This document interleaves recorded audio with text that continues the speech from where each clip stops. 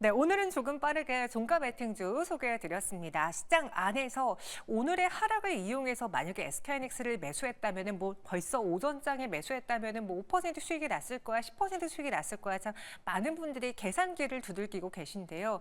과연 하락장에서 우리가 매수해봐도 좋을 만한 종목들, 또 앞으로 시장 상승의 흐름을 더 탈 수 있는 종목들 잘 봐야 될 것 같습니다. 오늘 이슈 추적 시간은 이분과 함께 해보도록 하죠. 이재규 대표 함께하겠습니다. 어서 오세요. 안녕하세요. 네, 대표님 안녕하십니까. 다행히 그래도 지수단에서의 상승 흐름이 나와줬습니다. 오전장과 오후장의 가장 큰 변화를 좀 꼽아보자면 어떤 게 있을까요? 일단 장 초반 같은 경우는 삼성전자나 SK하이닉스 같은 반도체 관련주들이 계속해서 밀리는 모습이 나왔죠.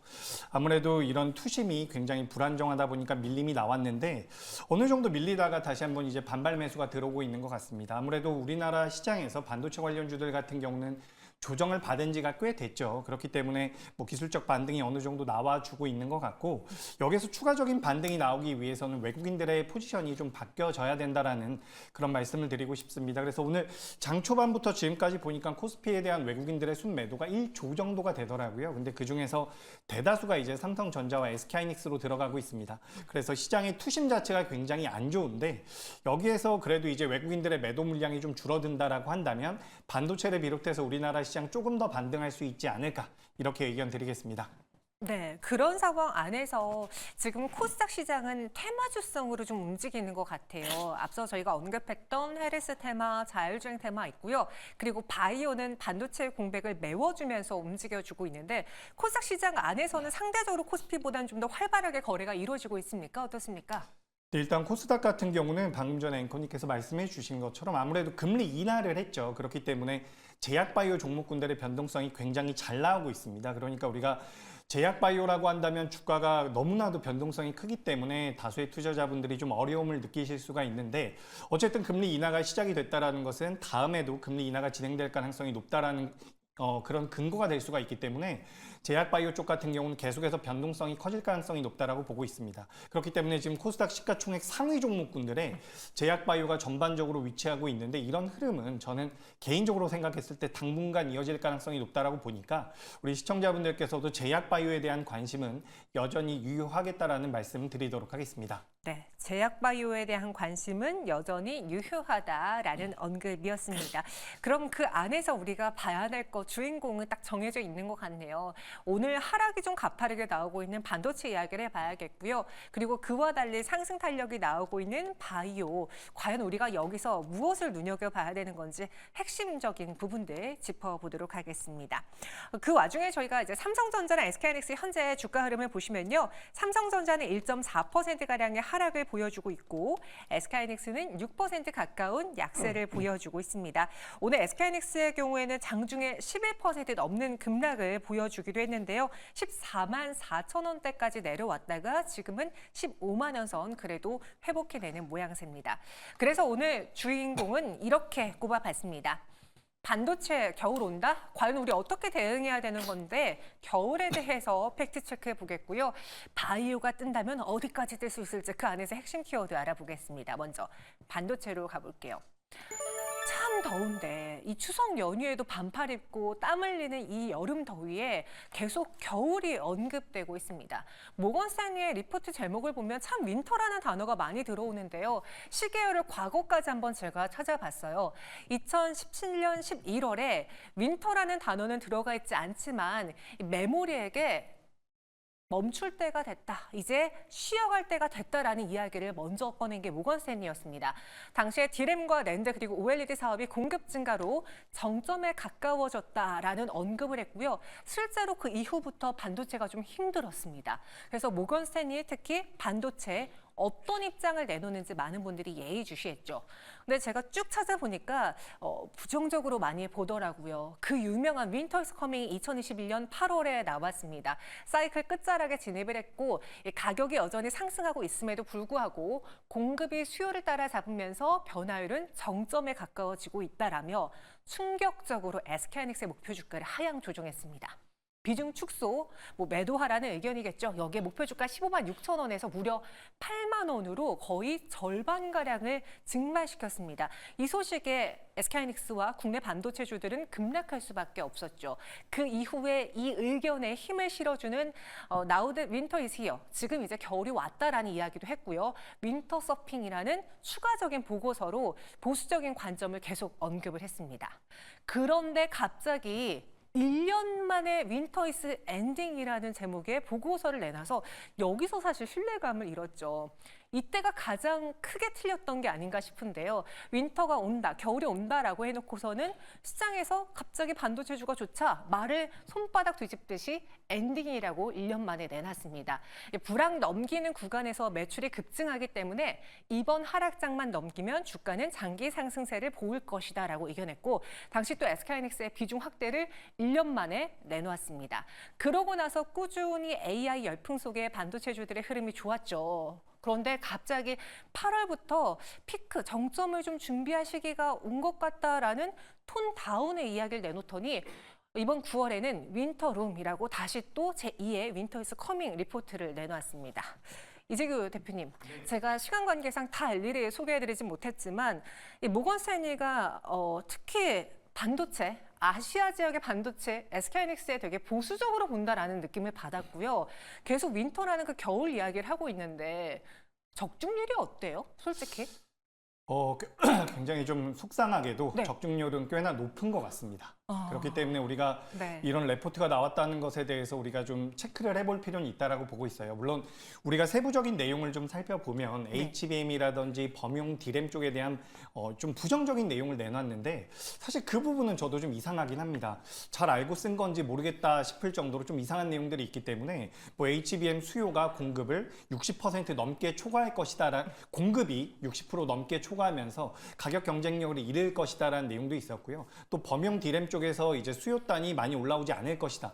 이런 내용들을 예로 들면서 근거로 들면서 이제 SK하이닉스의 목표 주가를 굉장히 많이 하향을 했는데 선뜻 이해가 안 되는 부분들이 저도 있기는 해요. 하지만 방금 전에 앵커님께서 여쭤보셨던 것처럼 우리가 확률적으로 놓고 봤을 때 이 모건 스탠리가 반도체 쪽에 대해서 이야기하고 있는 부분들이 맞아 떨어지는 경우가 굉장히 많습니다. 방금 전에도 이제 말씀하셨을 때 제가 내용을 좀 봤더니 2021년도 8월 달에는 겨울이 온다라고 하고 나서 이 시장이 반도체가 밀리는 모습이 나왔고요. 그리고 2002년 10년도에는 10월 달에는 겨울이 끝났다라는 내용이 나왔는데 좌측에 보시는 것처럼 우측이죠. 우측에 보시는 것처럼 저렇게 나왔는데 저런 내용이 나온 이후에 또 반도체가 굉장히 강하게 올라왔거든요. 그래서 우리가 세부 내용을 들여다보면 여러 가지 좀 이게 선뜻 이해가 되지 않는다라는 부분들이 있어요.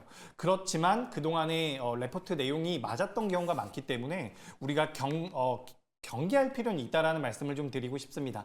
다만 지금 우리가 요 반도체 쪽에 대해서 추가적으로 경계를 해야 되는 부분은 뭐냐면 중국 쪽에서 이 반도체에 대한 투자를 굉장히 가파르게 늘리고 있다는 부분이죠. 그래서 만약에 우리나라 삼성전자와 SK하이닉스가 잘하고 있는 이 D램 쪽으로 중국 기업이 많이 들어온다라고 한다면 실제로 삼성전자와 SK하이닉스에는 부담을 줄 가능성도 저는 있다라고 보고 있거든요.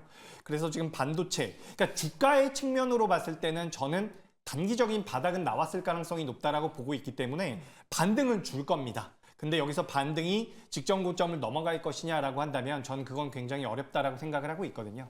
그래서 지금 보유를 하고 계시다라고 한다면 저는 조금 더 기다려보시는 게 어떨까라는 말씀을 드리고 싶고요. 신규 매수도 괜찮다라고 봅니다. 다만 이 종목군들을 굉장히 길게 끌고 가기에는 지금 모건 스탠리가 내놓은 레포트의 내용을 조금은 경계할 필요가 있지 않을까. 거기다 추가적으로 중국 쪽에 대한 그런 리스크도 좀 체크해 보실 필요가 있다라는 말씀 드리겠습니다. 네, 여기에 조금만 더 파고 들어가 보면요. 이런 반대 의견이 나올 수도 있어요.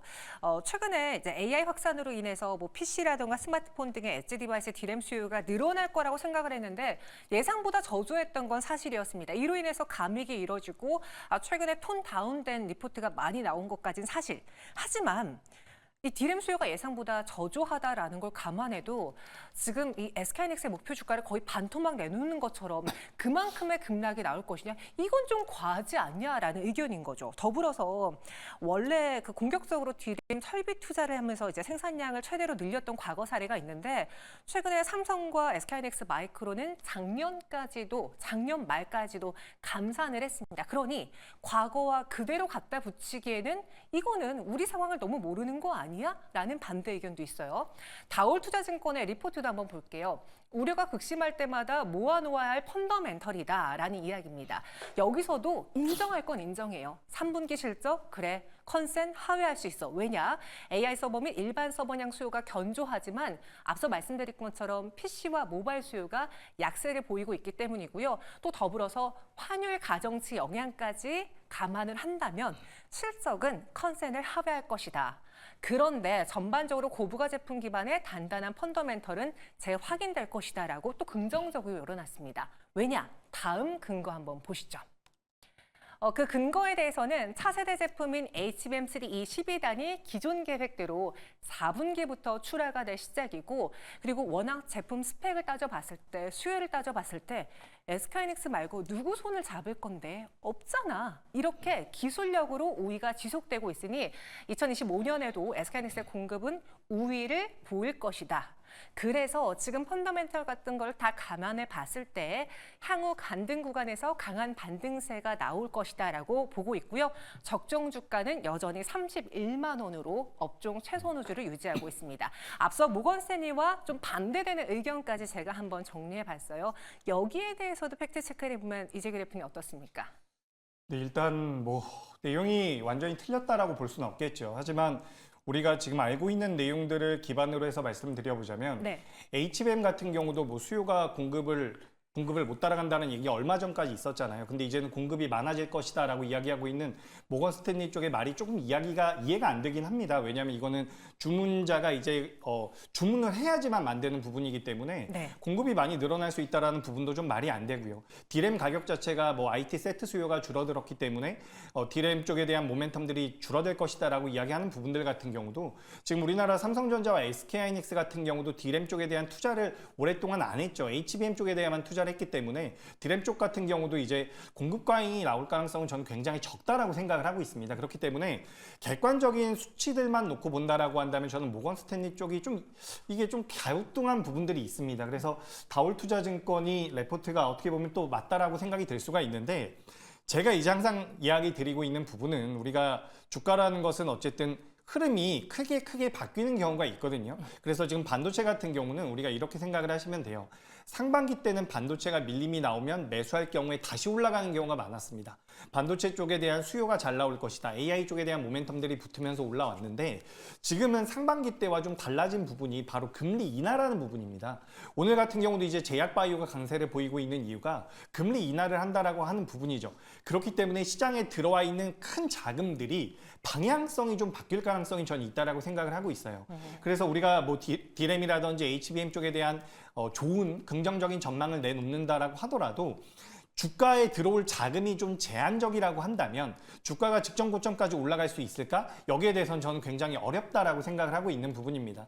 그래서 지금 반도체 쪽에 대해서 저도 알고 있는 게 뭐냐면, 삼성전자와 SK하이닉스가 2024년도, 2025년도에 만들어낼 수 있는 영업이익을 기준으로 봤을 때 현재 주가는 저렴한 게 맞아요. 저도 이 부분에 대해서 7월 달까지 강력하게 주장을 했었던 부분이거든요.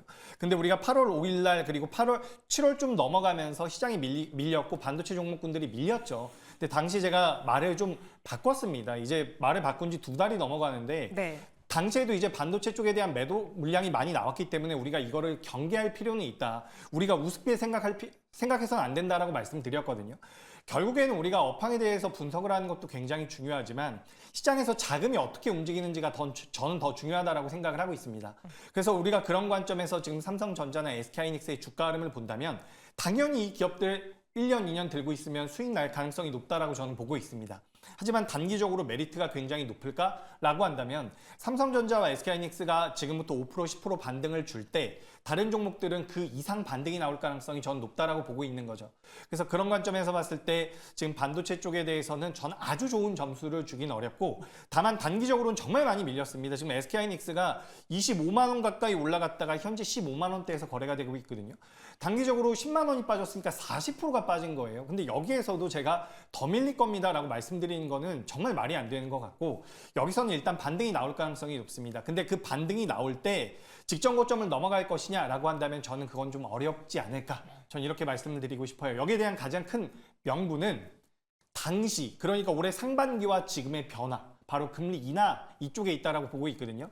금리 인하가 됐기 때문에 자금이 이쪽으로 전부 다 옮겨갈 가능성은 낮다라고 보고 있으니까 이 부분을 좀 참고하셨으면 좋겠고, 다만 제가 오늘 반도체 쪽에 대해서 조금 부정적인 이야기를 말씀드려가지고 그래도 좀 이런 것도 있더라라고 말씀드리고 싶은 것은, 지금 이 모건 스탠리에서 반도체 쪽에 대한 부정적인 내용을 내놓으면서 네. 애플의 목표 주가는 또 올렸거든요. 굉장히 웃기죠. IT 세트 수요, 그러니까 스마트폰의 수요가 둔화될 것이다라는 내용 때문에 반도체에 대해서 부정적으로 이야기해놓고서 애플 쪽에 대해서는 또 목표가를 올렸어요. 그래서 이런 부분들 같은 경우는 우리가 모건 스탠리 보고서에 대한 어느 정도 뭐 신뢰성은 갖고 볼 필요는 있지만, 그런 내용들도 있다라는 것까지 감안해 본다면 사실 지금부터는 어떻게 보면 대응이 훨씬 더 중요하지 않을까라고 저는 생각을 하고 있습니다.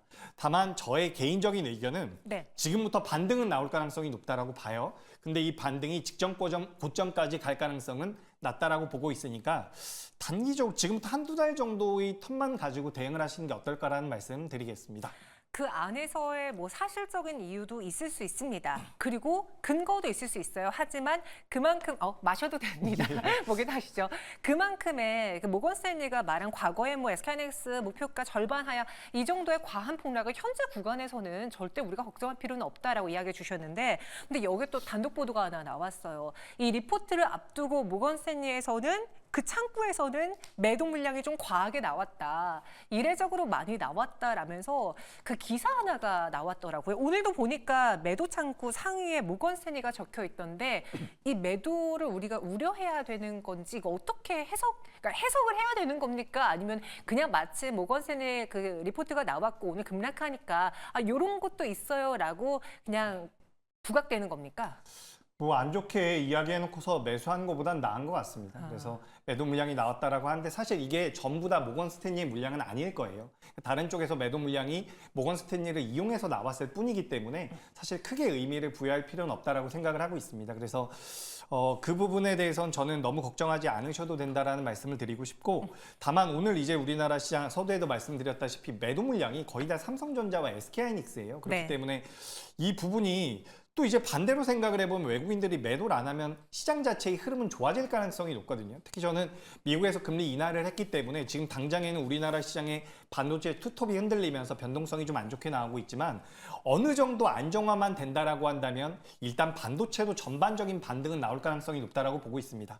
게다가 금리 인하 쪽에 대해서는 역시나 긍정적인 말씀을 드리고 싶어서, 모건 스탠리가 많이 매도한 것은 뭐 그렇게 의미를 부여할 필요는 없다라고 생각을 하고 있고, 네. 결과적으로 이제 반도체는 추가적인 반등은 더 이어질 가능성이 높다. 다만 추세적으로 끌고 가기에는 좀 리스크가 있다라는 말씀 드리겠습니다. 이미 다 정리가 된 것 같은데 개인 투자자 입장으로서 정말 마지막으로 하나 궁금한 거 여쭤볼게요. 저는 여기서 SK하이닉스 보유하고 있다면 정말 손절은 못할 것 같습니다. 그리고 매도도 못할 것 같아요. 뭔가 나의 평단을 낮추면서 나중에 탈출할 수 있는 나를 도모하기 위해서 추후에 비중을 늘릴 타이밍을 노려볼 것 같은데, 오늘 저희 시청자분들도 오늘은 아닌 것 같아요 라는 의견 주셨거든요. 우리 이재규 대표님, 보유자 관점에서 내가 SK하이닉스의 평단을 좀 낮춰보겠다. 그래, 난 중장기적으로 다시 또 업사이클 나올 때까지 기다려보겠어 라는 분들은 언제 매수 타이밍으로 보는 게 좋을지, 오늘입니까? 아닙니까? 저는 오늘이 맞다고 생각을 합니다. 오늘이 차라리 맞다라고 생각을 하는 이유가, 네. 지금 일단 매도 물량이 계속해서 나오고 있긴 해요. 하지만 말씀드렸던 것처럼 너무 과하다라고 생각을 하고 있는 부분이고, 여기에서 만약에 오늘의 저점이 14만 4,700원인데 여기 리탈하면 대응하겠다라는 관점으로 봤을 때 저는 매수할 수 있다라고 보고 있거든요. 그래서 평단가 같은 경우는 지금 낮추시는 게 어떨까라는 말씀을 드리고 싶고, 현재 거래가 되고 있는 미국의 나스닥이라든지 일본의 니케이 같은 경우도 좋은 양봉을 만들어내고 있거든요. 그렇기 때문에 저는 오늘 밤에 미증시가 반등을 줄 경우에는 우리나라 시장 같은 경우도 내일은 반등이 나올 가능성이 가능성이 높다라고 생각을 하고 있습니다. 그리고 실제로 미국에서 금리 인하를 했잖아요. 비컷을 했는데 실제로 이제 달러 쪽과 엔화 쪽에서 이 외환 시장에서의 변동성이 생각보다 저는 적었다라고 보고 있거든요. 그렇기 때문에 이제 비컷에 대한 타격, 리스크는 생각보다 적을 수도 있다라고 보고 있어요. 그렇다라고 한다면 시장에서 이제 자금 자체가 좀 안정적으로 흘러갈 가능성이 높다라고 보고 있어서 전 오늘도 매수가 괜찮지 않을까. 다만 좀 보수적으로 본다라고 한다면 미국의 선물 옵션 만기일이기 때문에 미국 같은 경우 이제 내일이 뭐 다음 주에 매수하셔도 괜찮을 것 같아요. 하지만 이제 삼성전자와 SK하이닉스가 전 이렇게 좀 말씀을 드리고 싶거든요. 우리가 종목을 매매할 때 특히 삼성전자와 SK하이닉스를 매매할 때 테마주처럼 접근할 가능성은 전 낮다라고 생각을 하고 있습니다. 테마주처럼 접근을 하지 않고 이 기업들의 가치가 분명히 있다라고 한다면 전 일단 단기적인 반등은 나올 가능성이 높다라고 보고 있어요. 실체 없이 올라간 테마주라고 한다면 저는 지금도 당연히 매수하면 안 된다라고 말씀드리겠지만 지금 반도체 같은 경우는 향후에 우리가 포워드 실적을 기준으로 본다라고 한다면 저평가는 맞기 때문에 여기에서는 매수가 맞지 않을까라고 말씀드리고 만약에 오늘 추가 매수를 하신다라고 한다면 오늘 저점 이탈할 때는 손절하겠다라는 관점으로 오늘 추가 매수하는 물량만이라도 손절하시겠다라는 관점으로 보시는 게 어떨까라는 의견 드리겠습니다. 네, 이래서 오늘 반도체주들의 하락, 특히 그 모건 스탠리의 여파로 인해서 하락하고 있는 SK하이닉스 위주로 다뤄봤습니다. 이번에는 반도체 지고 바이오 뜬다? 어디까지 갈 수 있을지 바이오 이야기해 볼게요. 대표적으로 삼성 바이오로직스가 이 황제주 자리에 굳히기에 나섰습니다. 봐야 될 포인트를 두 가지로 한번 나눠서 봤어요. 이 둘 다 포인트가 CDMO, CMO 쪽에 호재로 작용할 건데요. 첫 번째, 이중항체와 ADC의 성장세입니다. 이 시장 자체가 이제 글로벌 빅파마들이 다 뛰어들고 있고 병용요법도 확대하고 있고 여기에 치료 지침의 상향 이동으로 인해서 지금 ADC 이중항체 시장은 커지고 있는 상황인데요. 그렇기 때문에 이 안에서 핵심은 무엇을 만드는지보다 어떻게 만드는지가 중요해졌다고 합니다. 그래서 CDMO의 밸류체인의 가치가 상대적으로 높아질 수밖에 없다 하죠. 그럼 또 이제 삼성 바이오로직스가 그 안에서 수혜로 꼽힐 수 있겠고요. 더불어 오늘 CDMO 기업들이 눈에 띈 거는 이 미국의 생물보안법의 그 추가적인 여파 덕분이죠.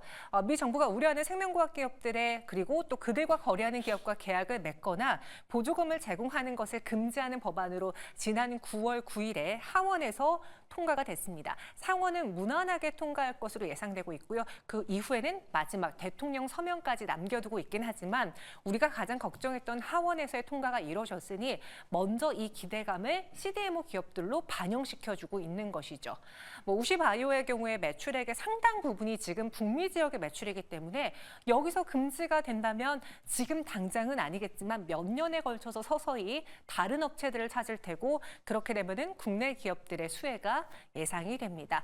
이런저런 이슈로 인해서 CDMO, CMO 기업들 눈여봐야 된다. 삼성 바이오로직스 황제주 자리 갈 자격이 있다라는 분석이 나오고 있는데요. 대표님. 예. 삼성 바이오로직스가 오늘 코스피 시총 상위 안에서 가장 두드러진 모습을 보여주고 있습니다. 그 황제주 굳히기에는 큰 이변 없이 이루어질 수 있을 거라 보십니까? 네, 일단 현재 100만 원 넘어가고 있는데 이 정도 가격대는 유지할 가능성이 높다라고 보고 있습니다. 방금 전에 앵커님께서 말씀해 주신 것처럼 생물보안법에 대한 수혜를 받을 수 있다는 부분이 메리트가 될 수가 있는데 일단 이게 실적으로 찍히기 위해서는 아직까지 좀 시차가 필요하다라는 말씀을 드리고 싶어요. 지금 이제 중국과 이렇게 제휴가 되어 있는 미국 내 기업이 굉장히 많다라고 하죠. 근데 그게 갑자기 일시적으로 전부 다 바뀔 수는 없는 부분이기 때문에 순차적으로 바뀐다라고 한다면 앞으로 삼성 바이오로직스라든지 ST팜이나 바이넥스 같은 기업들은 수주가 어떤 식으로 나오는지를 계속해서 체크할 필요가 있다라는 말씀을 드리고 싶습니다. 그래서 그런 수주가 실제로 이제 매출과 영업이익으로 반영이 되는지 여부를 체크할 필요가 있는데 일단은 현재 제약바이오가 강세를 보일 만한 이 생물보안법과 관련돼서 수혜를 받을 수 있는 종목군들이 올라갈 만한 이런 매크로적인 환경이 만들어져 있기 때문에 저는 그런 관점에서 봤을 때 삼성 바이오로직스는 미국이 중국을 규제한다라는 생물보안법에 대한 수혜도 받을 수가 있지만 그 외에 매크로적인 여건에서도 충분히 시장에서 메리트를 가질 수 있지 않을까라고 생각이 되기 때문에 저는 삼성 바이오로직스 같은 경우는 이거 살짝 고평가이긴 합니다. 살짝 고평가이긴 하지만 주가의 흐름 같은 경우는 그래도 우상향을 만들어갈 수 있지 않을까 의견 드리겠습니다. 네, 삼성 바이오로직스 100만 원대에서 황제주 굳히기는 큰 변동 없이 무난하게 이루어질 것이다라는 의견이었는데 그럼 제가 앞서 그 생물보안법 이야기를 했잖아요.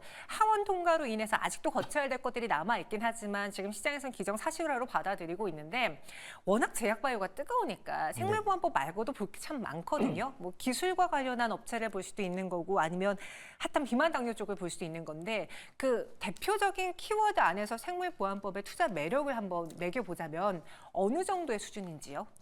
굉장히 매력적입니다. 그런데 네. 이게 참 다른 업종군들도 다 매력적이에요. 그래서 알테오젠이나 유한양행 같은 이렇게 기술력을 가지고 있는 기업들, 그리고 아까 전에 ADC와 이중항체 이야기를 하셨는데 뭐 ABL 바이오라든지 리가켄 바이오 같은 경우도 저는 매력적이라고 생각을 하고 있거든요.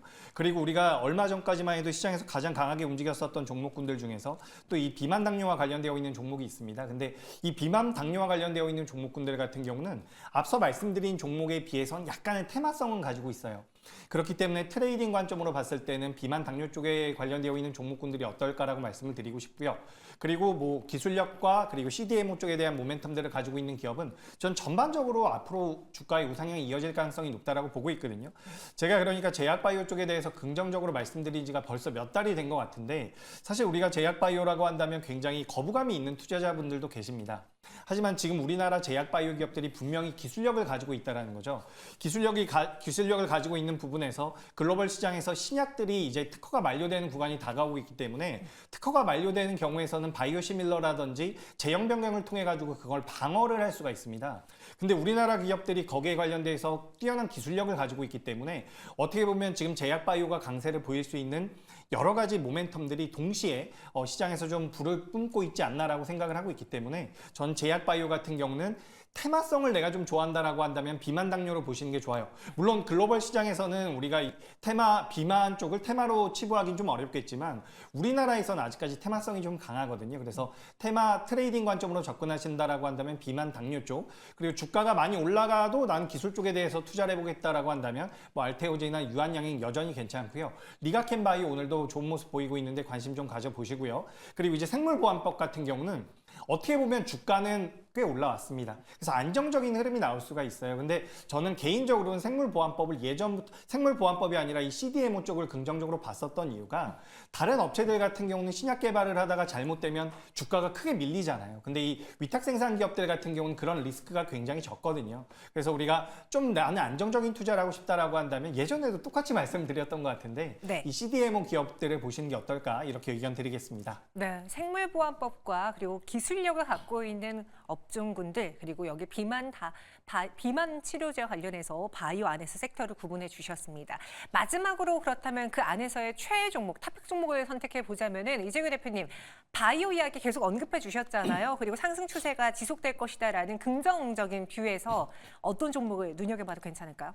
네, 일단 바이오 쪽에 대해서 말씀드리면서 한 가지 추가적으로 말씀드리고 싶은 게 네. 지금 현재 우리나라 제가 차트를 잠깐 띄워놨는데요. 여기 보시면은 우리나라 의약품 지수를 제가 좀 띄워놨거든요.